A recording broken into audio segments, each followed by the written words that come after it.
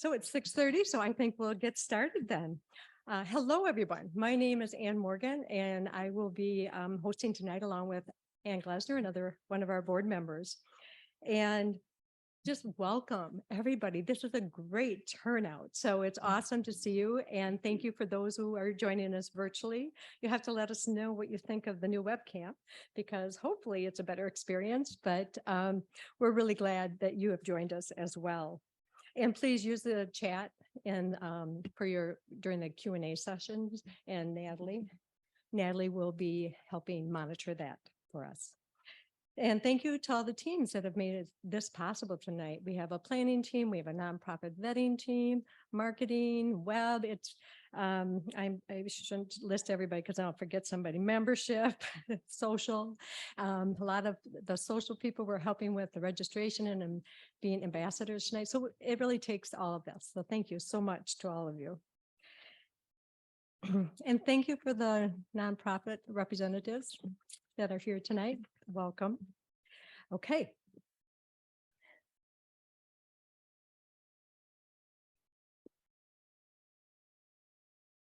There we go. That's the slide I was supposed to be on.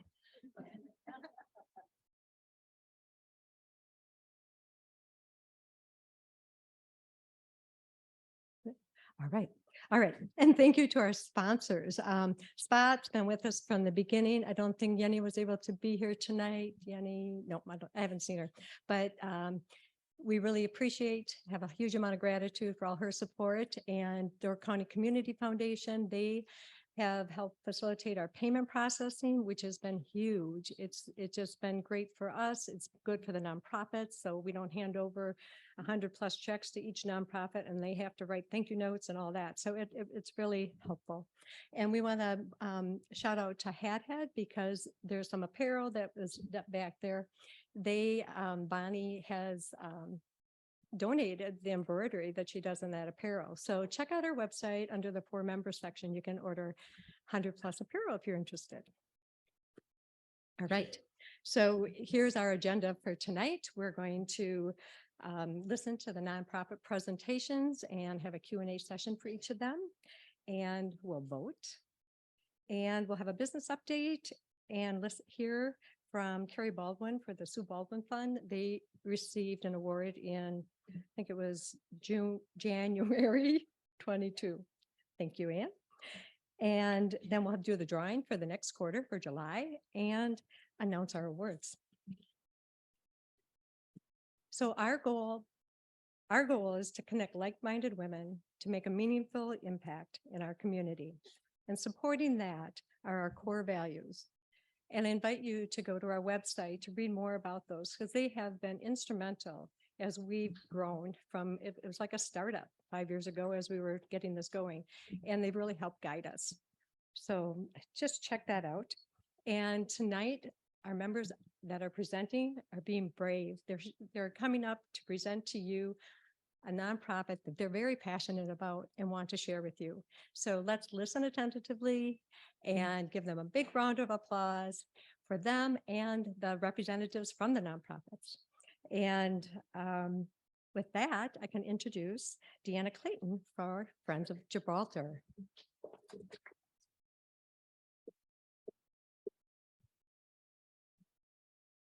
Okay, hello, everybody. I'm close enough to the microphone, obviously. Thank you for being a part of 100+ Women. I'm happy to share with you tonight that it is Friends of Gibraltar's 40th anniversary this year. Yeah. So raise your hand if you're familiar with Friends of Gibraltar, or short is FOG. That's excellent. What if I told you tonight, instead of sitting in your chairs, watching me talk in the front of the room, you were going to get to choose from a list of artists and go to their studio and actually make a piece with that artist.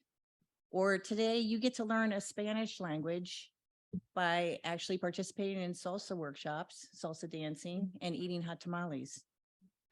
Or today you get to discover what's living in the water around us. So grab your boots and a net. Or today you're going to have a meal with 25 children from Africa, and then we're going to go to the stage and sing songs in both languages. The mission of FOG is experiential learning and has evolved to include arts, sciences, mental health, and community building. They are providing approximately 300 programs per year for preschool all the way through 12th grade.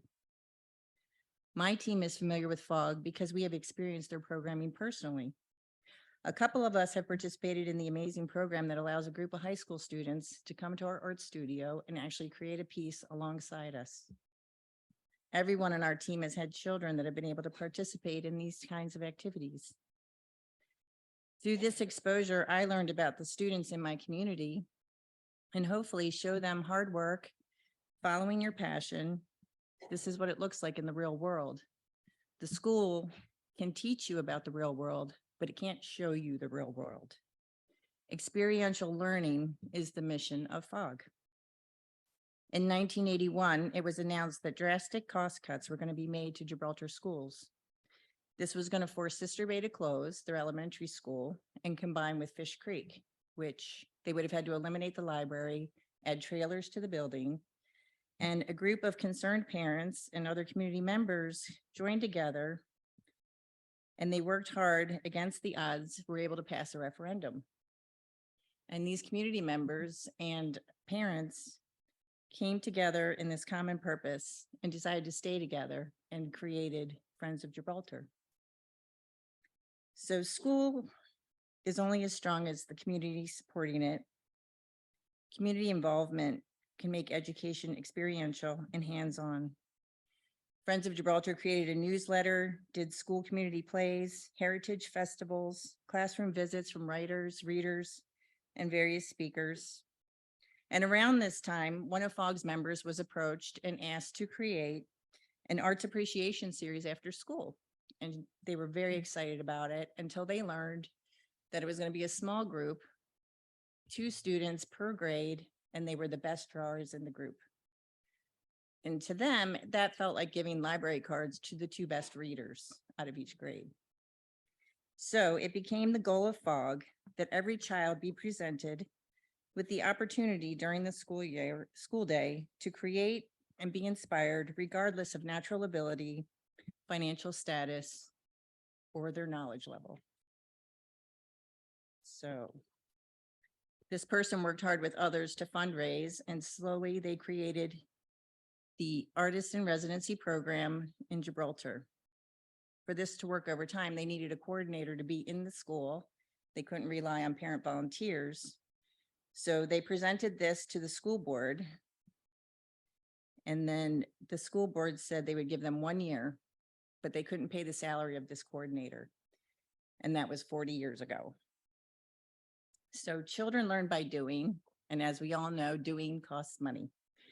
The community of Door County is incredibly generous and has donated time, material, spaces, but that does not meet all of the expenses to continue such diverse and extensive programming. Gibraltar now contributes 10% of the coordinator's salary and approximately 50% of the annual programming costs. The rest is paid through grants, which the coordinator writes, fundraising, and donations. So that leaves FOG to raise another $50,000 a year. We appreciate your generosity, and we want to say congratulations again to FOG for 40 years of doing it right.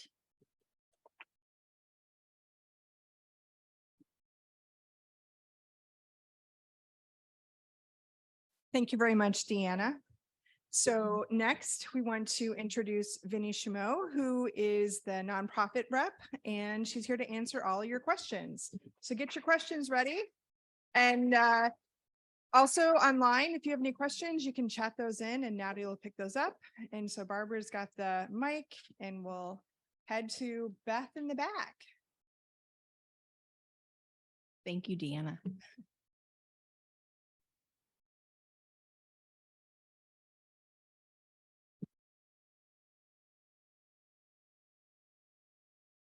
Now it's on. Maybe I don't even need it, but I'm going to use it. Can you tell me, I hear you talking about this, and so let's say you've got an artist program and you don't want to have the 2 best drawers.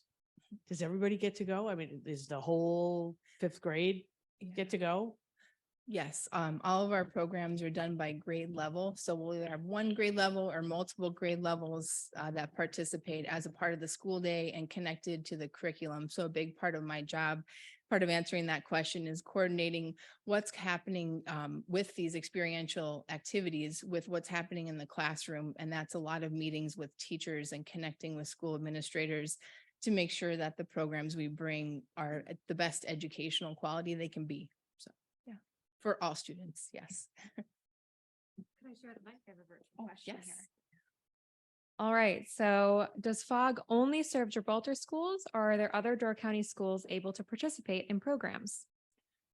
That's a great question. Our priority and our main focus is Gibraltar as Friends of Gibraltar, but we do partner with other schools. As you all know, Door County is a peninsula, and a lot of the traveling groups that come and present through the Passport program, the Door Community Auditorium, that's one of our major partners. We invite all the other schools to attend those performances. We did a program called Challenge Day right before COVID. We had 2 other Door County high schools that we wrote grants for and provided all the funding for that program to happen in those schools too. So I do my best with that. I'm only one person there part-time, so it's hard to include all the other schools and everything, but we do our best, and it's definitely economy as well. Like a lot of other presenters that come to the county would like to present at more than one school, and it's just a nice way to be able to share that resource. So yes.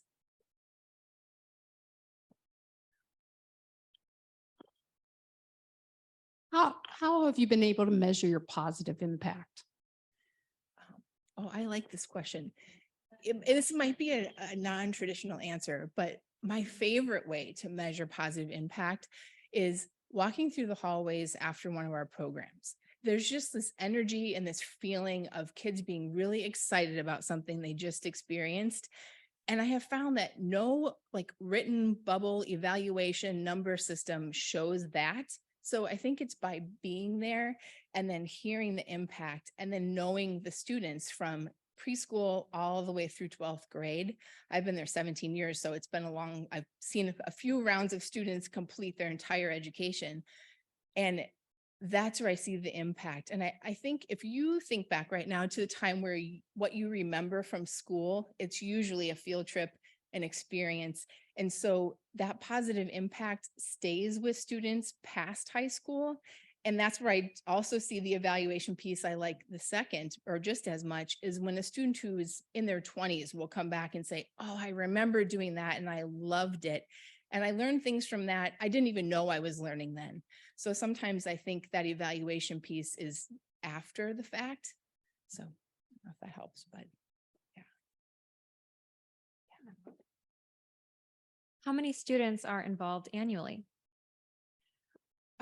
Every student at Gibraltar School is involved annually. So 600, 650, depends on the enrollment of the year. We do, Deanna mentioned 300 programs. And so that is multiple programs for every grade level. We have an outdoor education program that impacts every student every month. They participate in that preschool through 12th grade. We bring in 5 to 6 major programs through the Door Community Auditorium that impact all of the students K through 12. So it's a little bit hard to answer. It varies each year, but every year, every grade has some kind of a field trip, a full outdoor education programming, and special events based on what we coordinate for that year. So all the students. We have time for one more question. Oh, no, she let them go. Will no, the 100 plus women funds be used for a specific purpose? The specific purpose we'd like to use the funds for is our regular programming. And when I say regular, it changes each year and it's a new group of students every year. So I'm not convinced that a new program is always the best program, because sometimes when you have the program down really well, depending on what it is, when a new group of students come in, it's new to them. We have a new first grade class every year. We have a new senior class every year. So we have, those programs happen. It would help with our general budget. Friends of Gibraltar through those 40 years had an anonymous benefactor that is no longer with us. That really helped us not have to do as much fundraising. So that is something that it would just help with our regular programming. But none of it's regular. It's all experiential, new and fun for the kids and for myself. So. Very good. Thank you. Thank you. All right. Thanks to Friends of Gibraltar. So next up is the boys. Oh, sorry. We're having a book reading here. Sorry. So that hasn't happened before. There's always a first. So next up is the Boys and Girls Club, and this was nominated by Christine Safranik. And Christine is actually not in the county today, but she is on Zoom, and she is lucky enough to have her sister, Terry Esposito, also a 100+ member, and she's going to speak on their behalf. So please welcome Terry.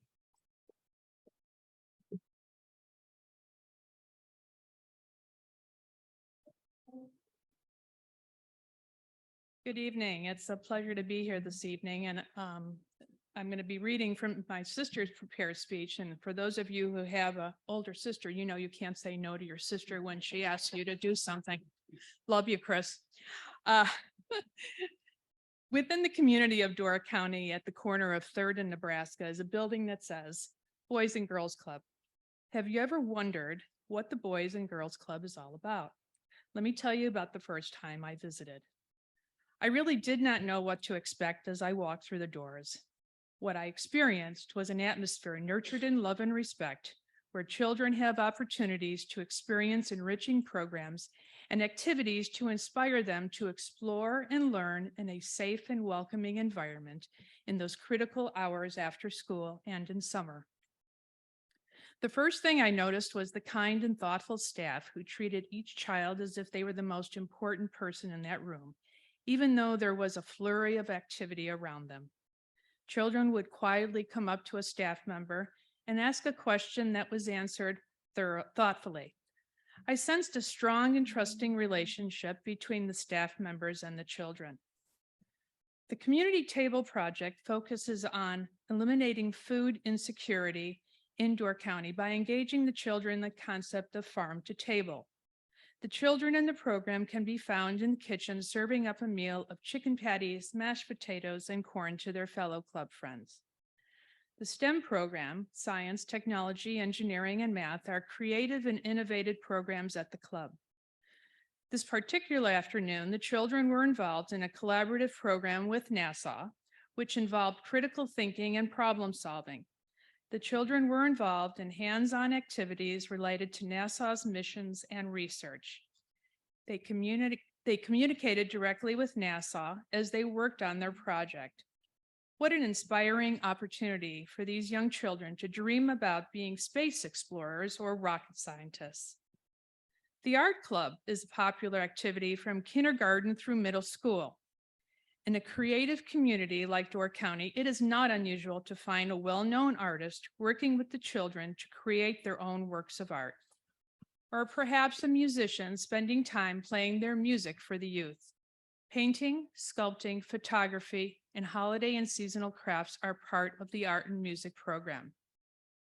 In March of this year, the club participated in the Door County Beginner Fire and Ice Carving Competition and came in first place for their box of crayons design. If you go to the website and view the pictures of the kids chipping away at the ice, they created something out of a piece of ice of which they could be proud. The program Career Launch helps youth 13 to 18-year-olds explore different career opportunities based on their personal interests and determine what type of post-high school education is needed. The club offers homework help, tutoring, educational enrichment, and college preparation programs designed to support young people's academic achievement. What I saw and experienced at the Boys and Girls Club of Door County was an ongoing commitment to their mission, which is to enable all young people, especially those who need their services the most, to reach their full potential as productive, caring, responsible citizens. The club is making a meaningful impact on the lives of Door County children and their families. The Boys and Girls Club of Door County depends on community members for both financial and talent support. Monies donated to the Boys and Girls Club of Door County are used in this community to support the ongoing work of the club. Volunteers are always needed to help with many activities of the club. Whether you have a little time or a lot, please consider volunteering. Be kind, be happy, and be helpful is the mantra of the club. Our youth are our most important investment in the future of the Door County community. I ask for your vote today for the Boys and Girls Club of Door County.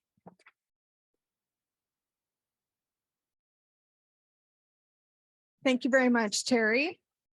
And representing the Boys and Girls Club, we've got Chelsea Doms, the Director of Programs and Operations, as well as Lisa Kogan-Praska, who's the CEO of the Bay and Lakes region of the Boys and Girls Club. So please welcome.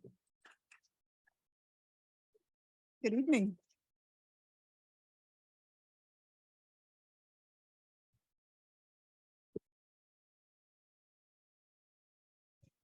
Hi, thank you. Is there a way for children in Northern Door to get to Sturgeon Bay after school in order to partake in, I know you have a fabulous program, but I know there's a lot of difficulties in that also. And there used to be a bus, then there couldn't be a bus. And I just wondered where that was right now. So currently we have a small amount of children from Sebastopol that are able to join our program. You're correct. Transportation is really tricky. But our goal in the next few, we'll see, we just got out of strategic planning, is to expand up into Northern Door and hopefully Southern Door as well. Door County is a huge peninsula. We've been super lucky to expand in Sturgeon Bay with our post-COVID numbers. We're up 20% this summer. So hopefully that just continues.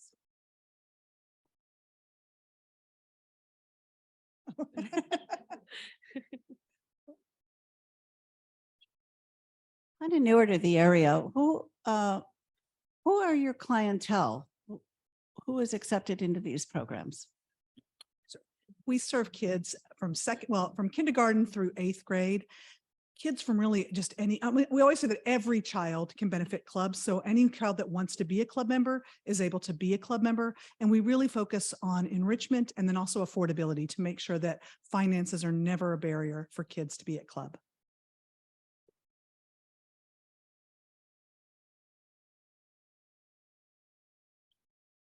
What's the structure of the Bay Lake versus Sturgeon Bay, Door County? That's a fantastic question and a new question in a lot of respects. You may have heard that we recently came together. So the Boys and Girls Club of the Bay and Lakes region is a new organization, and it's comprised of Door County, Green Bay, and Shawano, with the underlying belief that we can be stronger together, we can serve more kids together, and we can have greater impact together. So we work very collaboratively, and yet we want to make sure that we're honoring the unique needs of each community as well. If you don't mind. All right. So Paula asked, the summary showed that this would be used for salary. Is that true? What's the primary funding sources for a full salary beyond this award? I will say at the Boys and Girls Club, pretty much 99% of every dollar we have is fundraised to some extent. So we would be using this funding to help support summer scholarships, to help with staff costs as well, so that we can be there every day for the kids that need us. So in regards to other funding sources, it really comes from corporate sponsors, generous donors, grants, those types of sources that allow us to do the work that we do.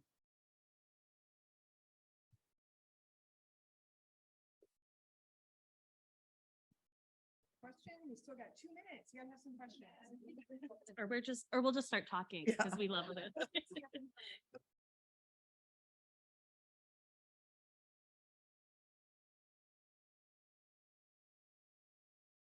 I may have missed this data point, but what does it cost per child to participate on a weekly or monthly basis? Sure. So during our after school program, it's $36 for the after school program. So it equates to about $1 a month or a week for that program. And then our summer program is $45 per child per week with the cap of two children. So the max would be $90. But like Lisa said, we are constantly working with families and going through scholarship processes. Everybody needs the Boys and Girls Club and can benefit from supportive relationships and food, warm meals, and all of the academic programs we're able to provide. So any sort of way that we can help with that, we do. I think it's important to add that almost 70% of the kids we see are either below the poverty line or at the poverty line. So, certainly affordability is a driving force for the club. One more quick question. So when you talk about the scholarships, is it pretty much wide open for scholarships, unlimited funding? So if any child really can't afford it, that those scholarships are there, or is that capped? We do the best we can. So we try to make sure that we can get as many kids in as we can, but that's where the funding is so important so that we can have the resources to provide the summer programming. Do you operate solely on paid staff members, or do you have volunteers that also help with the program? Yeah, so we do operate on staff members, but we also can't do our work without the generous time of volunteers. We can only provide so many skills ourselves. So bringing in musicians and other partners around the community is super important. And just having those extra set of hands, we're working with kids. So, they're always looking for that extra person to lean on for support. So really the mentorship is extremely important. Thank you.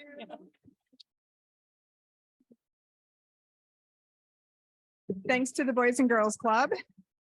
And number 3 up here is the Clearing Folk School. So please welcome 100+ member Karen Alish. Welcome, Karen.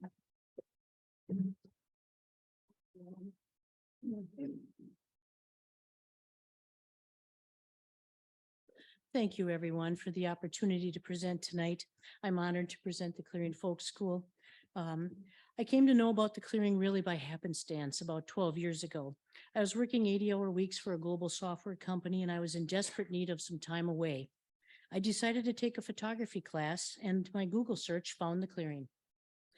So Jens Jensen founded the clearing in 1935 with the premise that it is a place to clear your mind and put away the stresses and concerns of daily life. Well, it sure did that for me. The outside world seemed so far away. I hiked on the grounds in the beauty of the Niagara Escarpment, learned a ton about photography, and most of all, learned to slow down and appreciate nature again. It actually changed my life. I've returned every year since, most years multiple times. And now I teach photography classes in the summer and in the winter programs, as well as the 1- and 2-day workshops. Jens Jensen was one of the most famous landscape architects in history. He designed many of the parks and nature preserves in Illinois.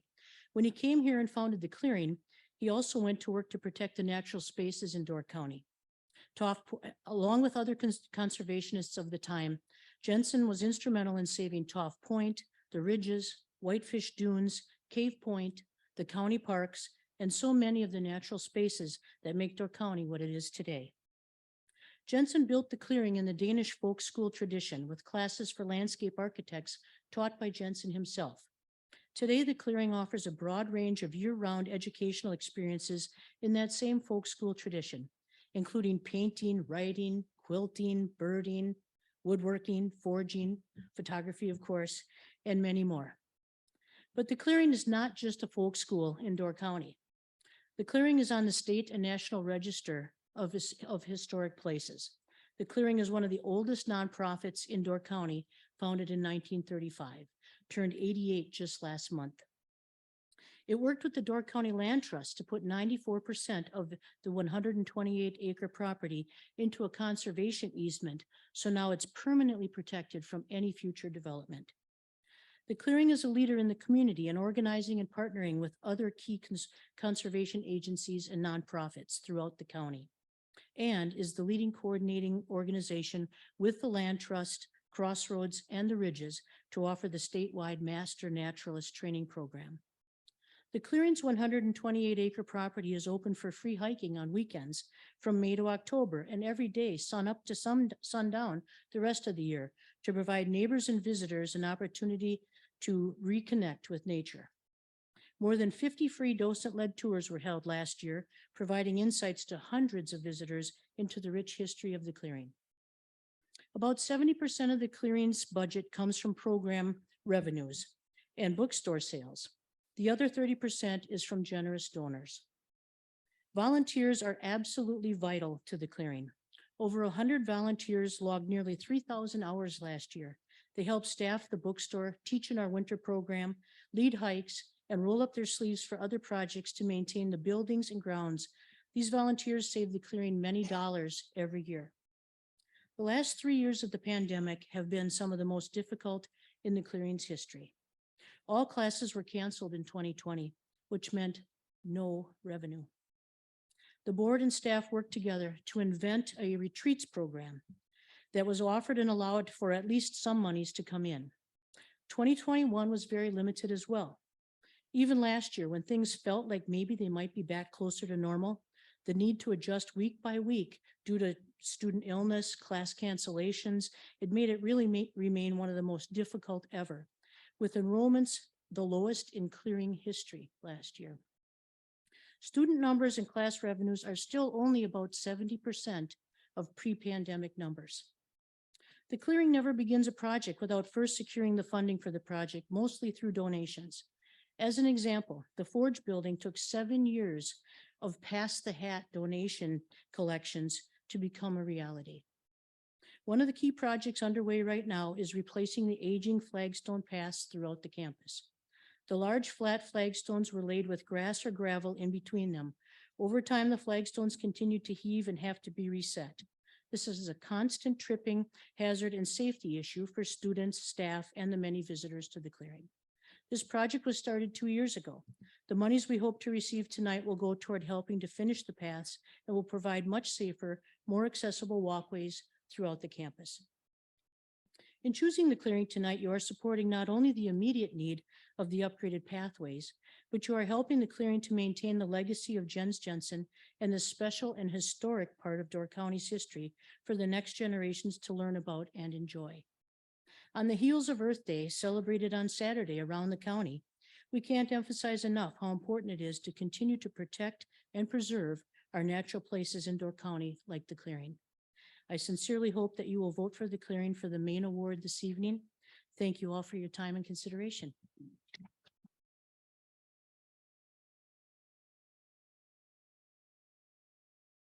Thank you very much, Karen. And so representing the clearing, we have Tammy Musil, the program director, as well as Mike Schneider, the executive director. Please welcome Tammy and Mike.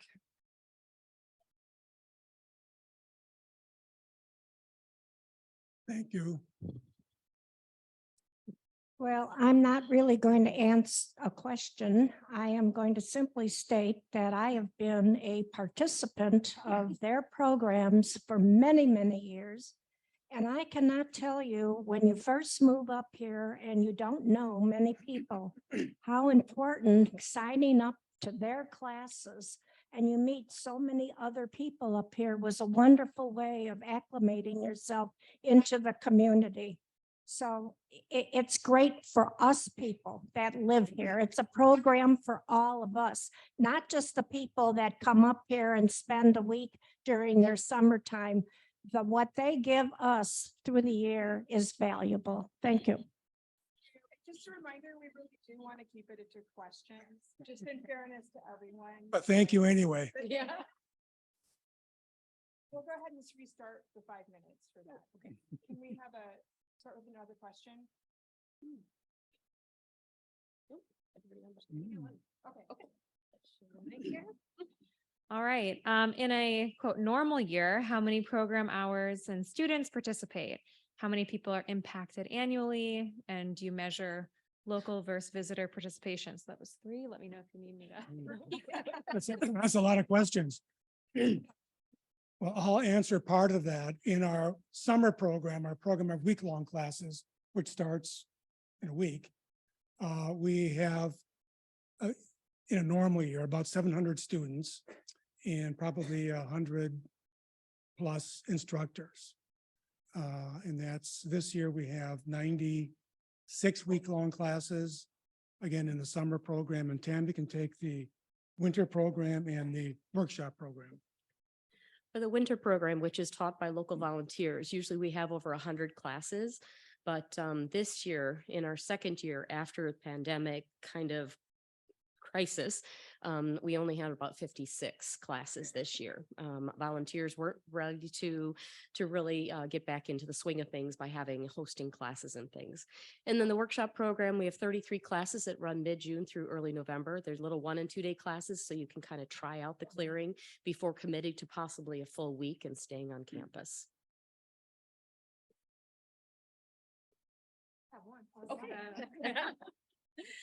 In what ways does the clearing advertise their classes and opportunities to the county? We are very fortunate. We've been around a long time, and word of mouth. I think if we did no advertising at all in the local papers and magazines, we'd probably be fine. We still advertise, but by far it's word of mouth. People like Karen come for the first time, fall in love with the place, and then they tell their friends and family members. So we are probably 90% word of mouth. And the bulk of the rest of them is from our, I think, our docent-led tours. Our volunteer docents lead hikes, probably starting next weekend or the weekend after. May 7th. May 7th. And they bring people often brand new to the clearing, and they'll sign up for a class, sometimes just one of our 1 or 2 day classes to try us out. And then people often then move into one of our week-long classes, but it's, for us, it's word of mouth. The question in the room or more from Natalie? Natalie's just been going down. The virtual crowd is carrying this. What's the most popular class or workshop, and what are the average tuition costs? I'm going to insult somebody if I name our most popular class. Parents, obviously. Our most popular groups of classes are fiber arts, so quilting, knitting, weaving. We have a crocheting class for the first time in years this year. Woodcraft, so wood carving, furniture building, and wood turning. Writing is big for us, and nature-related classes. We have birding, a couple of birding classes, just some general hiking classes, wildflowers, mushrooms, and we have one called Hike, Bike, and Paddle, when they spend part of the week hiking, part of the week biking, and part of the week kayaking. So we have these. I don't want to name one, only one, because it'll get me in trouble for sure. In terms of tuition this year for a dorm room, I think it's $1,200 for a dorm room where you stay with up to 4 other women in the women's dorm, which is the original pioneer cabin on the property from probably the 1880s or so.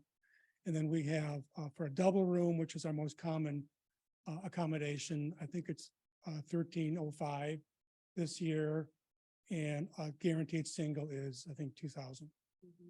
And that includes your class, 6 nights of lodging, and 16 meals.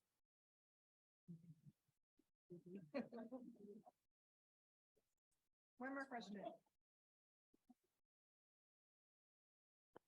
I would like you to explain the winter program, the cost, the staff, the programs that you offer, please. Yes, the winter program, as I indicated earlier, is taught by local volunteers. So it's people who are willing to share their knowledge. It started back in 1976. It was people who were interested in the clearing, and somebody wanted to learn how to paint, and somebody wanted to learn how to wood carve. And so they thought, well, I can teach you to carve, I can teach you to paint. And that tradition still continues today. It's all volunteer instructors. And those classes for a 1-day, half-day session, it's about $20. So it's completely subsidized by the fact that we lose money in the winter program. But at the same time, it's such a huge community event. We have 4 potlucks usually through a month, 2-month period. So it's really important, we find, that building that community and helping the clearing with discovering who our new volunteers will be as well. All right, thank you. Thank very you. much. Good round of applause.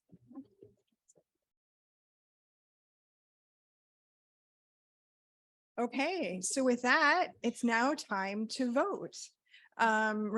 Reminder to those online to please cast your ballots. And of course, all the teams know it's 1 vote per team. So we'll take a brief respite here while everybody votes, and then we'll come back with the business meeting.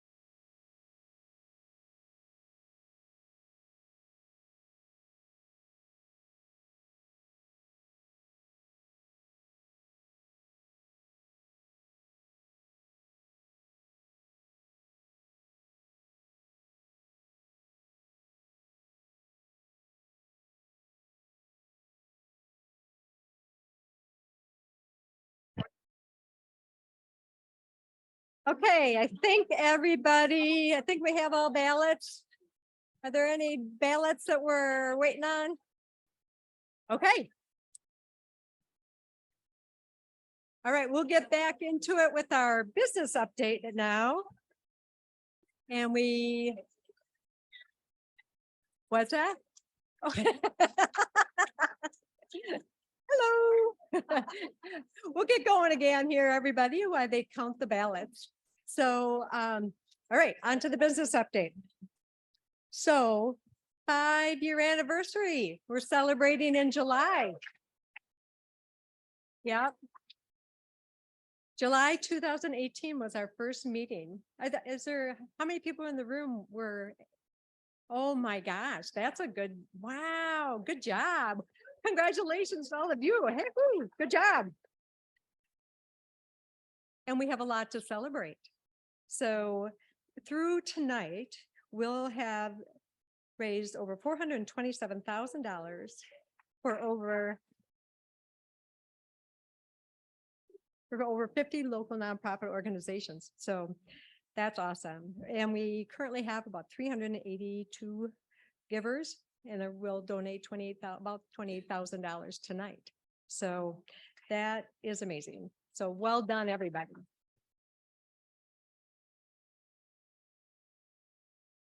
And this includes our $25,000 that we've received from the matching grant from the Richard M. Scholl's Family Foundation. And we have received notice that We Are Hope, who has been recently approved, and they were a shout out to Sherry Mutual. Where'd you go? Oh, there for nominating them. So that was really exciting. Congratulations to We Are Hope. And let's see here. Now we want to go on to the new givers. Here's a list of everybody that has signed up since our last event. And could everybody stand up? Actually, stand up if you're new or if this is your first live meeting. So we can give you a big round of applause. Woo! All right.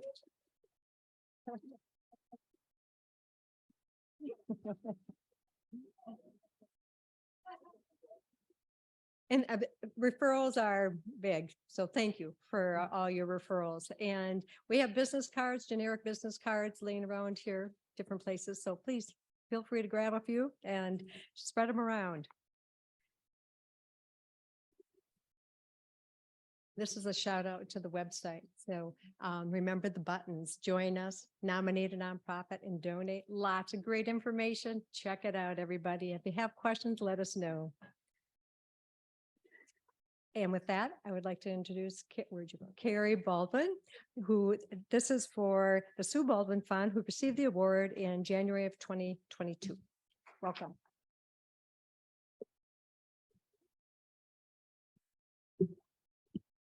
Everyone brought these big speeches and this is mine. I just fly from the cuff. That's how I roll. First of all, thank you all so very, very, very much for what you've given to the Sue Baldwin Fund. We are doing amazing things. Mental health was one of our biggest focuses with the reason why Deb nominated us and put us on the map with you.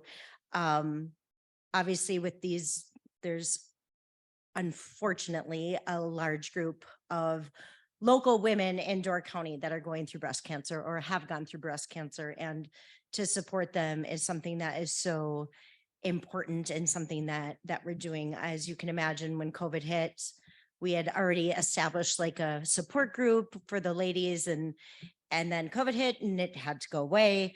And now we're looking at different avenues because they're like, we don't want to sit around and talk to each other. We want to do something. So like Deanna Clayton, I'm like, we need to get a class together. We're going to do a class, and then they can do art. Or we're also working with Jody Rose Gonzalez, and she's done some things which were virtual, but hopefully we're trying to get all of these women together that have been recipients from the Sue Baldwin Fund. We also offer things in terms of mental therapy. We have a therapist that is no longer taking clients, but will take Sue Baldwin Fund clients and do virtual with them. We've got some applicants that are on the island and all over Door County. So it's real nice that she can do virtual with them. We've also done some acupuncture for them as well. Again, the mental health and just feeling good about themselves. And also why am I drawing a blank? Chiropractic. I have chiro written down and I can't think of the word. But another, I mean, as everybody knows, and mental health is near and dear to my heart. I am currently sitting on the board at Gibraltar for the mental health for students and children, which I think is very important. But for what the 100 women did for our applicants, I'm getting goosebumps and I don't want to cry. I'm not going to cry, but for what you did, I don't think you realize the impact that you made for these women. There are more women in their 40s, in their 30s, their 40s, their 50s in our community, because that's all we do. All we do, and Ann cut me off at any point because I could talk for 2 days. All we do is focus on local Door County people. And we are completely nonprofit. Everyone on our board does this because I don't know why, because I drive them crazy, but we are all so invested in this, in these women. Deb Davis organizes we're doing the 5K, unless you're Deb, you're doing the half marathon, of course, but we are raising money for that. And all the money that we raise for that is going to go to mental health as well. So that is something that we're really striving for in that avenue. But what you gave to us and what we're able to do with that fund is so much appreciated. And I just really appreciate it and thank all of you. Can I be done or do I ask for questions?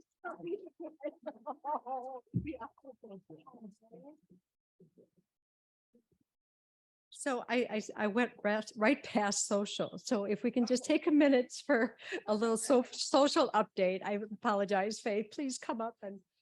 I only have 90 seconds is all she's giving me anyway. So our team is going to meet in a couple of weeks and we're looking at some fun things to do to get us together again. And I think when you were enjoying your social hour, you might have seen some of the pictures of some of the events we've had, and we look forward to doing that again. So watch your email. And if you're on Facebook, make sure you follow our Facebook page because we do put things there too. So thank you. Watch out. We're going to have some fun.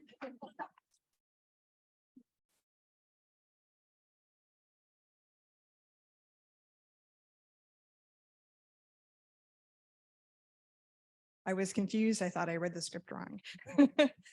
So just a huge thank you to Carrie Baldwin for coming back. I mean, I think we all one of our favorite parts of the evening is hearing the returning nonprofit. It's just a reminder of, this isn't just a meeting.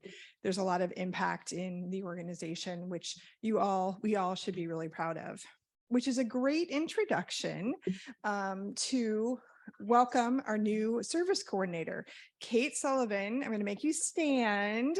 You're right in front. I want a big round of applause for Kate. And there's Kate's email, so you can get a hold of her and her contact information. So for those of you who were here, been here for a couple of years and before COVID, you'll hopefully remember that we were trying to do some additional service work beyond just the Giving Circle meetings. And then of course, when COVID hit, that all went away.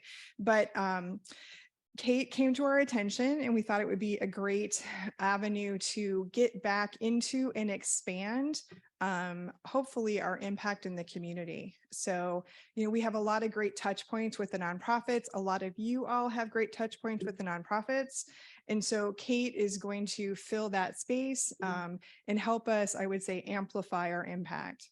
So she's going to communicate volunteer opportunities as they come about. And I know they'll start to ramp up, especially, as the weather gets a little warmer, as well as working with the social team and Faye and Susie to do some fun things together in the volunteer service space. And then You might remember seeing some emails that Ann Morgan sent out the past year, a monthly kind of summary of things that were coming to our attention about upcoming service opportunities, et cetera. So Kate's going to be running with that going forward. And one of the key things to note, and I have it underlined up there, this is for the nominated nonprofits. And so, you know, one of the things we talk about is, in addition to the monetary impact, a huge part of this is also just raising awareness. And that's a huge one for the nonprofit community and for our community. And so this means anyone who has been nominated, whether they've already been awarded or not, or whether they're in the hat or waiting to come back in the hat or have ready to be renominated, but the key is nominated. And it's also a little bit of incentive for all of you to get your nominations in, because there's a lot of, you know, I think opportunity with this piece and getting more awareness out there. So we're excited. And then the last thing is, both Kate and Ann M are going to be at the United Way Volunteer Fair coming up next week. I'm going to be out of town, so I'm not going to be there. And they're going to be representing 100+, as well as networking with the nonprofits there. All of you are welcome to attend. It's anyone who's interested in learning more about the volunteer space in our community. It's in Sturgeon Bay from 3 to 6 at the ARDC. So you can go to, I think if you Google that, you'll find more information. So with that, we'll move on to my 2 standard slides. So pretty even. We look at the number of nonprofits in the hat. We're kind of clipping along at the 3 who get nominated and 3 more who are, 3 more who are nominated, and then the 3 who are awarded. So we're pretty much staying even the last quarter at 18, down from the 19. And then everyone always likes this one, the average age of the nonprofit in the hat. So nonprofits on average are waiting a little over a year from the time that they hit the hat until the time they're pulled from the hat. You can see it went down just a little bit. I think FOG maybe had been in the hat for a little while, so that pulled our average down a little bit, which we're always happy to see. Okay, so with that, we're ready to do the hat drawing. And thank you to Beth Bauer and Laura Sutherland, who did make sure that all of these nonprofits were in the hat. And you can see the 3 new ones this quarter: Miller Art Museum, Sunshine Resources, and Dortran. So can I get maybe, how about one of you ladies in the second row back there to pull? You've got the big job to pull from the hat. Who wants the responsibility?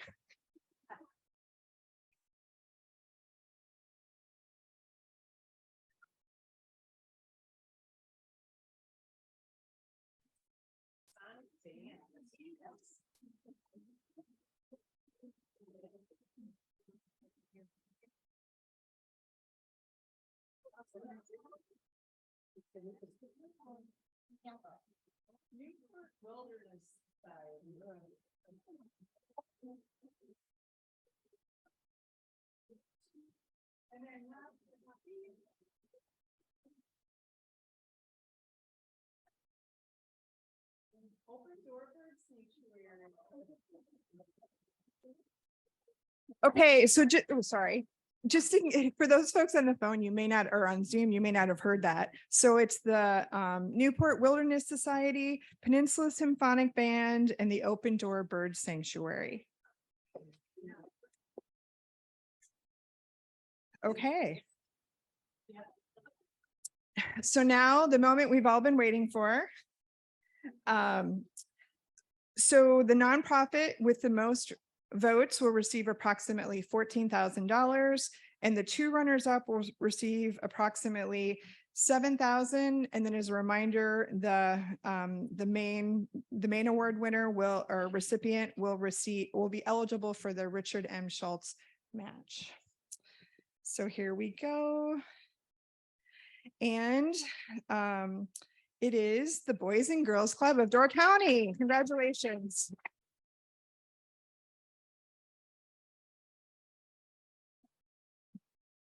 So I have a big reminder here, and this is actually something I tell the nonprofits in the hallway when we get together before the meeting. So it's a reminder to everyone in the room that don't pay the nonprofits until after we've received all of the funds. And so please, for Ann Morgan's sake, also, please reminder for everyone to please get those checks in. And the sooner we get those funds, the sooner we can actually get the money back to the nonprofits and out helping the community. Remember, you can pay by check or you can go to the website and pay online. And also a reminder that it's fantastic if you can set up a recurring quarterly payment online, because then you don't have to worry about it. Anne doesn't have to worry about it. Beth doesn't have to worry about it. And it's just easy. So with that, oh, sorry, I forgot to hit the button. Right. And Morgan, take us to the end. Okay. All right, we'll wrap up here, but hope you can join us. Our next meeting is July 17th. It'll be at across the road at the Peg Egan Performing Arts Center. And we'll be celebrating 5 years, remember. Here's a quote to leave you with. There are two ways of spreading light, to be the candle or the mirror that reflects it, by Edith Wharton. Okay, and our elevator pitch, remember this one? Do good, feel good, gather, and have fun with 100 plus WWC. It's a really easy way to tell people about us. Okay, and then before we get out of here, I just want to say the nonprofits and representatives, everybody that spoke with the nonprofits, go back to the back of the room so we can do pictures. And for those that are able, if you can help with chairs, that'd be lovely. And don't forget to turn in your name tag. Lots of to-dos here, gang. Turn in your name tag. If you haven't signed the banner, sign the banner. And if you haven't turned in a check and you have a check, there's a basket out there. And grab some business cards. Okay, thank you for coming.